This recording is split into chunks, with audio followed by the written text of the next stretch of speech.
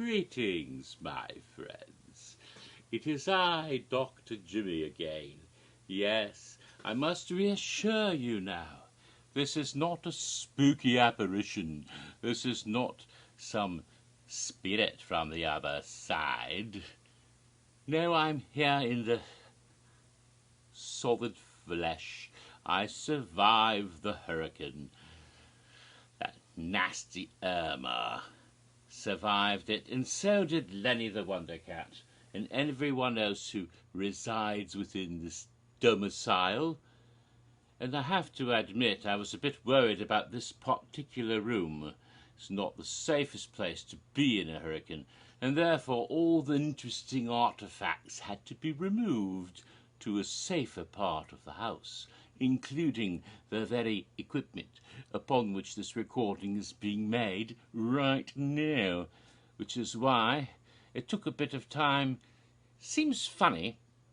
It's easy to take stuff out and put it store it somewhere very quickly, but putting it back in order takes a bit more time. Plus, I've been a bit delayed by this little thing going on in Orlando.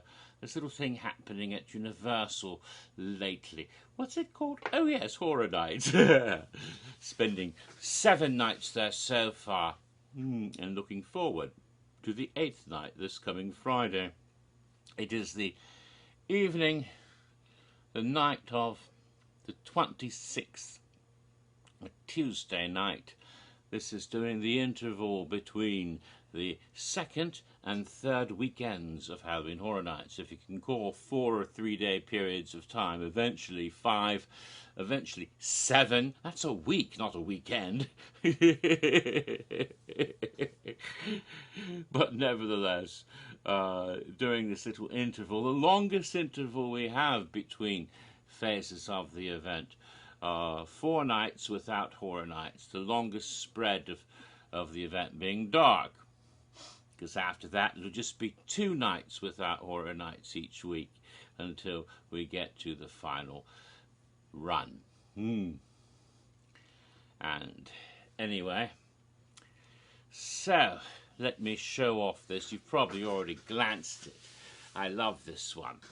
It is Caretaker Oats, another very delightful design by the incomparable Shelby Denham, who's becoming one of the great cartoonists, artists, designers. And she does work a bit for Universal, not yet in art and design, I'm afraid. Someday she may be designing the event she likes to portray. I hope so. We'll see. She'll see. I'll have nothing to do with it. I'll just sit back and watch. Anyway, let's see now. This is a cocktail video. Yes, I'm finally back to making videos, and I'm going back to my cocktail videos first. And this will be the one for the haunted house called The Fallen, which is located in Soundstage 24 this year. I've already been through the house 7 times at least, and it's quite fun. It's about the conflict between the forces of light and darkness, between good and evil. And wouldn't you know it, evil wins. Oh dear. How could I capture this most apocalyptic house in a cocktail? And I was thinking, what could I do to show this conflict? I was thinking about certain types of whiskies that are called like, there's some that are called like the Angel's Cut or the Devil's Envy, but I thought that wouldn't work. I had to find something better, something that would. And then it occurred to me, right there in my own liquor cabinet, there was a great big bottle of black and white scotch.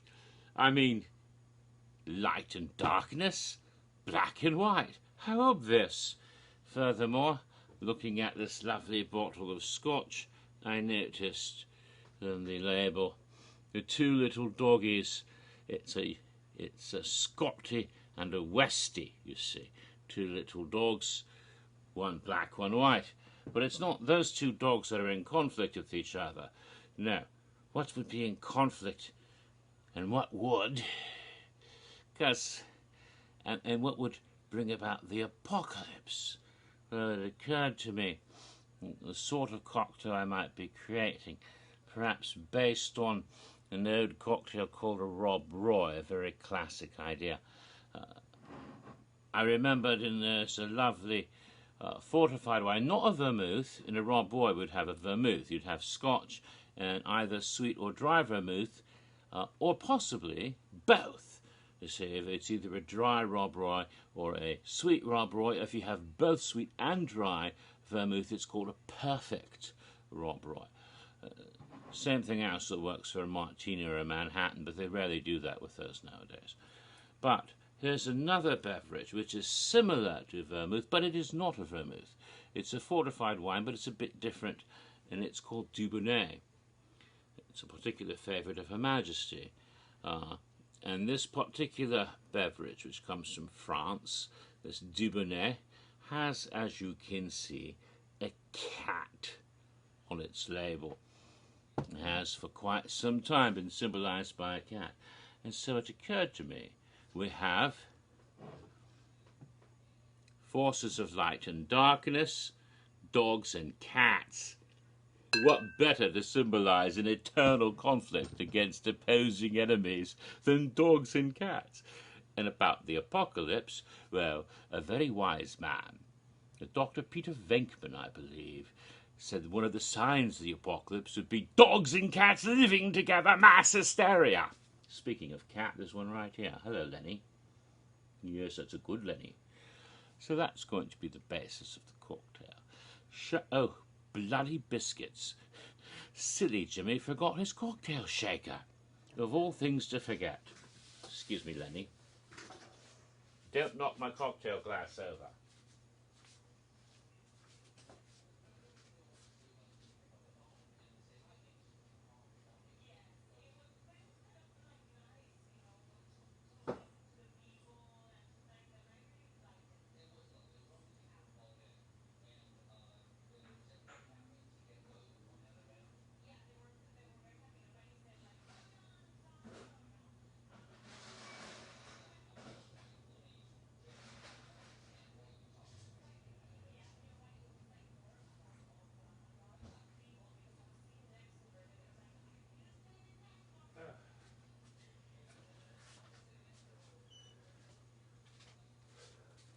Sorry about that. I didn't mean to leave dead space in the middle of the video like that. Lenny, did you entertain the nice people while I was away? No, you just sat here and didn't even go on camera. You silly cat. Alright, cocktail shaker, of course, and the strainer, and a little jigger, so I can proceed to craft this beverage. First, black and white Scotch. It reminds me of another apocalyptic sort of horror film involving angels and demons and forces of light and darkness. Well, not really angels so much. You didn't see the angels, but they must have been at work. There was certainly a reference in the writings of John Milton, which was spoken with the angel Uriel commanding the angel, I think it was Gabriel commanding Uriel about guarding the gate of hell, protecting the earth from the forces of evil. But I'm pouring the black and white Scotch. But there was a scene in that movie, The Sentinel, where there's a black and white cat like Lenny, and is having a birthday party. Turns out the owner of the cat is a devil. In fact, the cat itself might be a devil. And it's a black and white cat, black and white cake.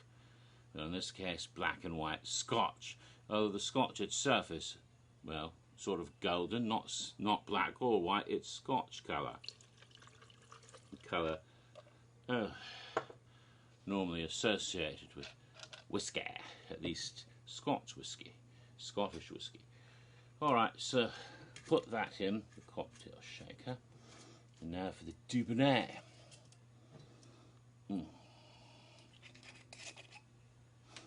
since I always believe in putting a little bit more of that sort of thing, whether it's vermouth or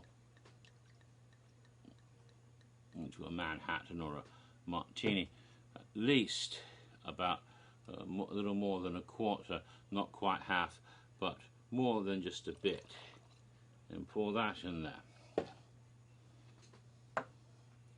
Okay, so we have our cats and dogs living together in the cocktail shaker. Now, bitters, because this, of course, the Fallen is a bit bitter, isn't it? A bit bittersweet, especially as the forces of darkness triumph in us. Ooh, spoiler alert. Yeah, the angels didn't make it. The wings got pulled off and darkness prevails. So a couple of dashes of bitters. In this case, I've chosen the Bitter Truth orange bitters, which I think goes well with this particular choice. And having done that, the shaking. The shaken, that sounds like a sequel to the, or prequel, the shaken followed by the fallen, yes.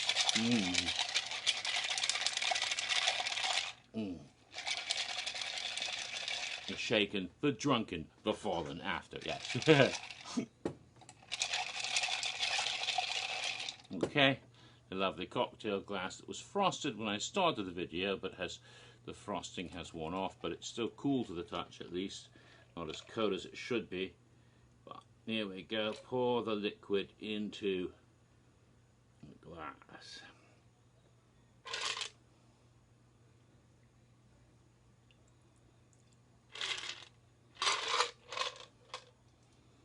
Like so. Now, if you'll pardon me, it's quite full. I don't want to displace the alcohol, so I'm going to take a little wee sip in the Dutch manner. To give myself a little bit of room. And then the garnish. Now, normally, Dubonnet would be on the sweet side, and this would be along the lines of a sweet Rob Roy if it were vermouth. Dubonnet is actually a little sweeter than sweet vermouth. It's got a different flavour, but I've chosen something even more. You would put a cherry then for a drier lemon would do, but in this case I'm going to select something more diabolical. I have here a jar of due south pickled tomatoes, drunken tomatoes. Yes, and I thought it was appropriate, among other things, going south is sometimes a euphemism for going to hell. For the house, after all, has been described by some people as Hades' gates of ruin for Christians instead of Greco-Roman mythology. So here we go. Is the put.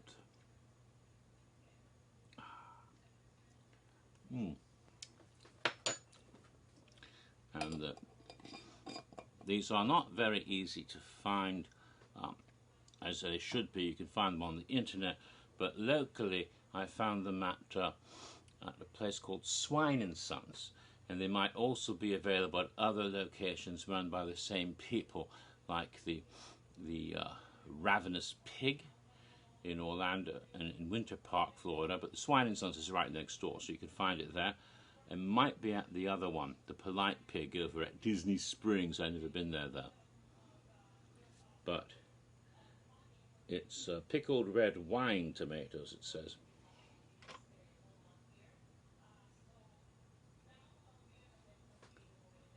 So it kind of fits in with the cocktail, I hope, and here we go.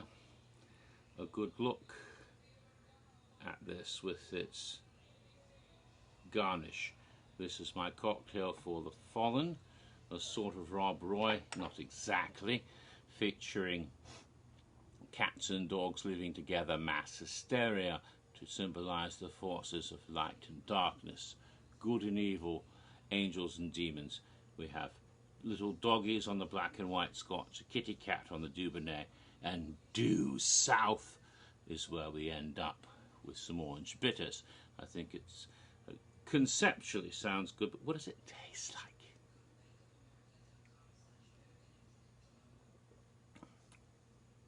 Interesting.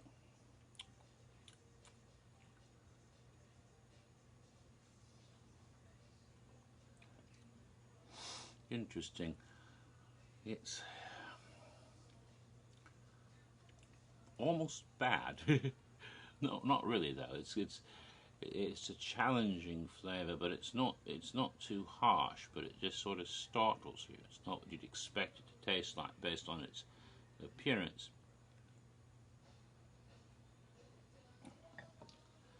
So normally I would put Dubonnet with gin together.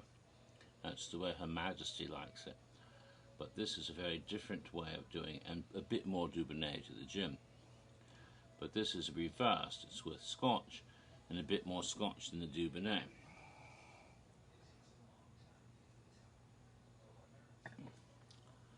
And it's a complex flavour. It doesn't really taste like a Rob Roy or a Manhattan or any of those. It has a distinctly different feel, which is complicated, and I'm not quite sure I understand it, but it's not really bad. It's just different, and I'm not quite sure how to react to it. It's fascinating, really. Huh. I'd have another one, but not right now. But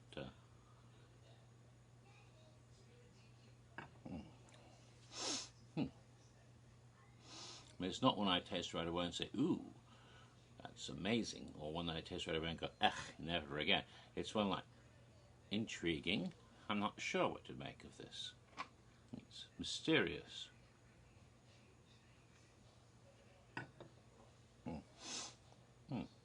Interesting. I'm going to continue with this. Now, the haunted house itself, I'm going to be doing a video in the near future, hopefully, where I'll give my first impressions of the event based, I hope, on the first 7 nights.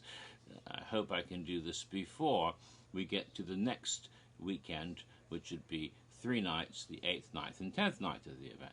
But hopefully I can give my first impressions and cover not the whole 7 nights that I went, but my impressions based on those nights, on the scare zones and houses. Not going to rank the houses, I don't want to do that, but give my first impressions and say which ones are my favourites and which are my less than favourites. But very strong year, actually. Very, very strong year, surprisingly so.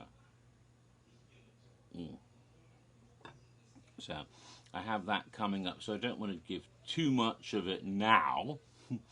But the Fallen itself is interesting house, very brilliant, lots of colour, lots of excitement.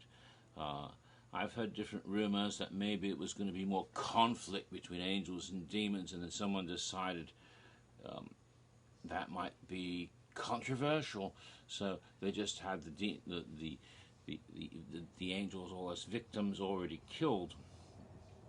No really scare actors playing angels, just demons. And they actually have the wings ripped off, and although it's strongly implied at the beginning where there's a pile of wings and stuff where the demon is towering over, you can see some of them poking up. Throughout the rest of the house there's nary a wing in sight. The victims might be human for all you know, so maybe they thought people wouldn't get it, who might be offended. But I would think the angels and demons fighting where caught in the middle would be less offensive to the people they're afraid of offending than the fact that they changed the ending of the book and made the demons win. Yeah. Oh, by the way, in case you're wondering, I have here dogs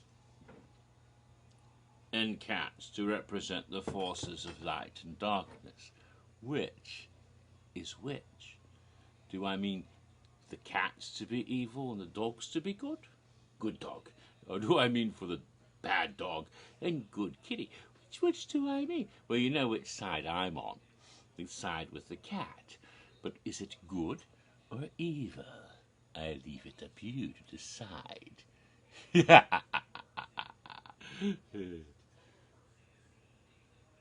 I do wear a white hat, but it's got a big black band on it.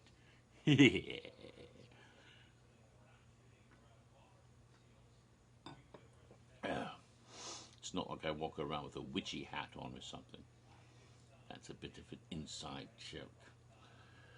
Oh, ho, ho, ho, ho. But it's a nifty little house, actually. Quite glorious with some spectacular effects. Notice I looked up when I said that. There's a reason. You want to look up a couple of times when you go through the house. Again, I don't want to spoil too much.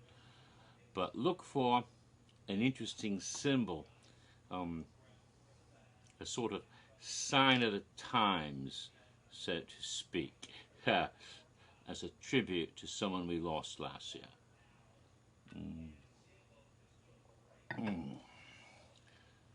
So, and lots of fun. So, yes. Also, in the near future, I hope to do my 11th video for the history of Halloween Horror Nights 25. It's becoming increasingly less likely I'll wrap up the history of 2015 before we're through with Halloween Horror Nights 27.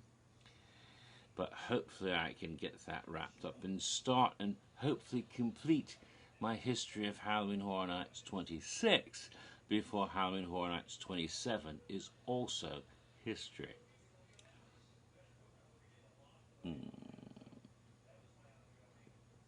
And I have a pretty good idea of the next cocktail as well, which will be for the lovely little haunted house called Hive.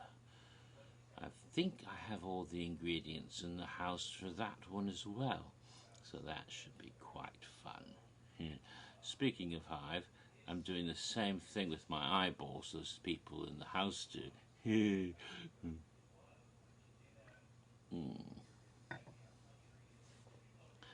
Now, let's see. Except I'm not wearing any special contact lenses. It just happens for some reason when I make these videos. Some sort of reflection or something somehow works that way. But getting back to, or I'm possessed, I don't know which. But getting back to that, yes, I think I've got a good idea for Hive. And then, of course, after that, the last haunted house of the event. After that, which one was that? It's an original. Oh, Scarecrow the Reaping. Haven't actually figured that one out yet. So, that's to look forward to. And after that, Scare Zones will be getting cocktails as well this year. And that should be quite fun. I might even do one for the Clowns. Clowns are in this year. Oh look, it floats. But let's not do the clown cocktail before we finish the fallen one.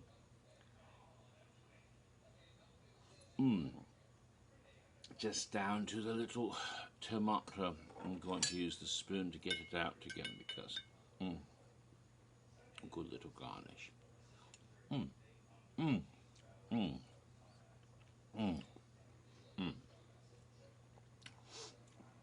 The drink got increasingly better tasting as I drank it. And the very end just now was spectacular. So, that worked. Alright, so that's it for this one. Next time, Hive. Lovely Hive drink. It should be quite bittersweet, I'm hoping, to fit in with the very nature of the name as well as the nature of the house. And then of course we have other videos I might be making soon too. And if you manage to get to the event, I've gone every darn night of the whole thing so far, I'm going to hope not to miss one unless I get sick or some other incident precludes me. But if I can, I'm going to try to get to every darn night. So if you're at Horror Nights before this thing is over, I think there's 27 remaining nights, take a look around and look for the silly bastard in the Panama hat and say hello if you get a chance to see me. Until then, I'm signing off for the evening, and catch you later, audience dudes.